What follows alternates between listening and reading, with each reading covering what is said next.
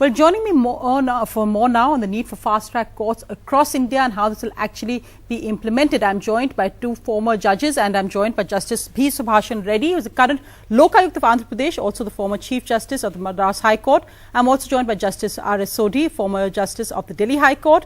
I'm also joined here by Parina Swaroop, the Honorary Secretary of the Supreme Court Bar Association, which has also helped in the petition which has been filed in the court today, asking that fast-track courts be set up across India for all rape cases.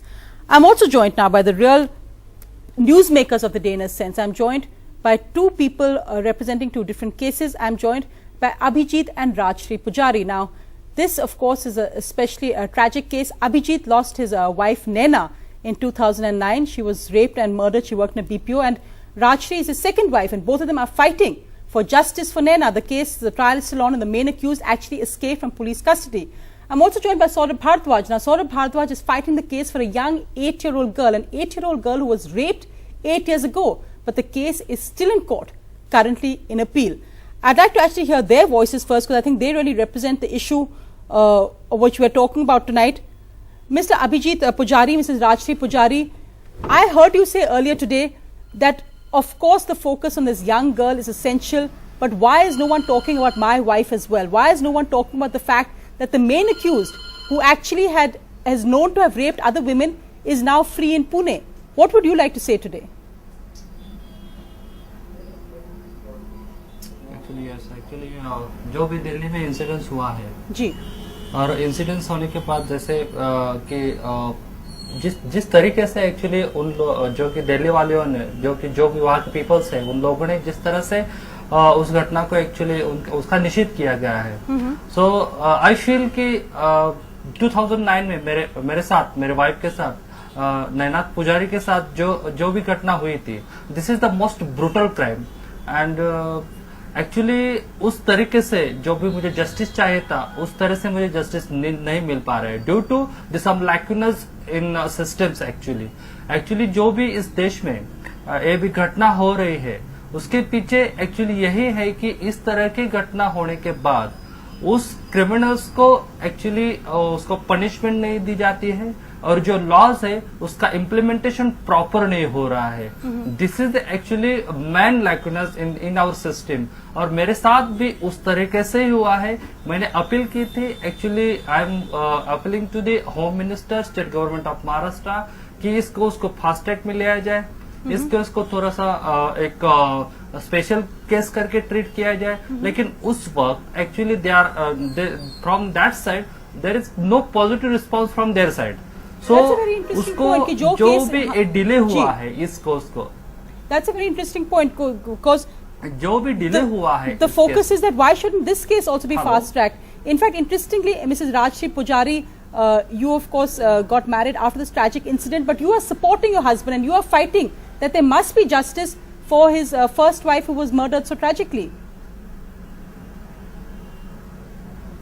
Yes. Actually, after getting married, I supported Abhijit for this, follow-up of Naina's case, because we want justice for Naina. So always I go for trials as well as visit to this court, as well as जो भी है वकील है उनका, उनसे बात करना, follow up करना. Every time I go with Abhijit. That's it. The most shocking bit, of course, is that the man escaped. The main accused actually escaped. He was with the police constable, and the police constable let him go to the toilet apparently without handcuffs, and he just disappeared. Do you feel the police took the case seriously after that? I know the constable has been suspended, but do you feel the police took this seriously? Were they involved?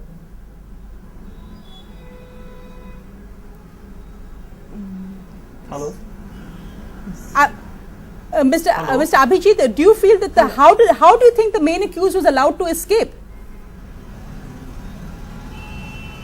Actually, this is the main question: how to escape from the Sasun Rugnalaya in police custody.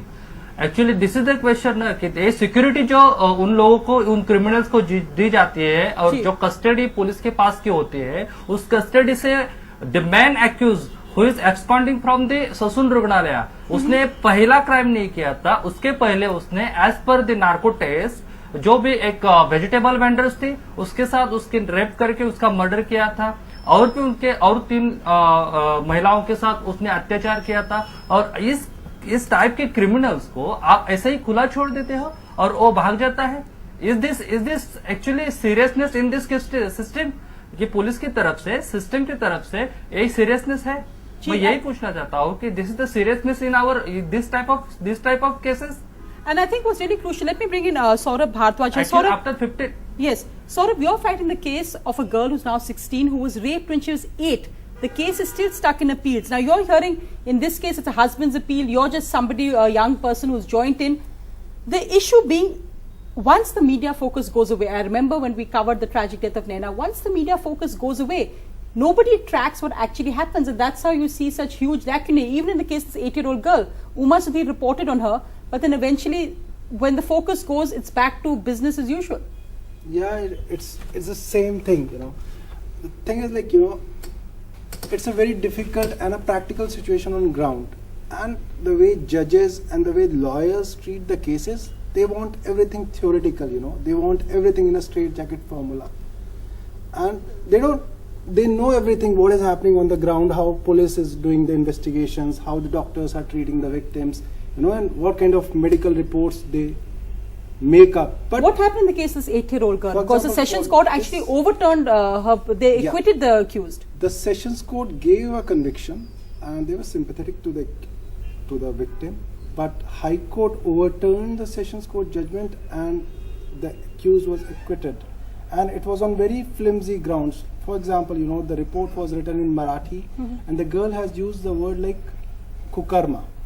Then it got translated into English and they called it rape. And when the girl is giving her testimony, she's telling it like a sexual intercourse. Obviously, she is telling something in Hindi, but the person who is writing it, he wrote it as sexual intercourse. And at the time of appeal, the learned judge of High Court is saying, you know, there is a discrepancy between kukarma, rape and sexual intercourse. I don't think, you know, in a country like India, where you know what practically happens in police stations, what happens in hospitals, you are treating it so theoretically that you are saying this word should match with this word and this. So the system almost pitted against the victim.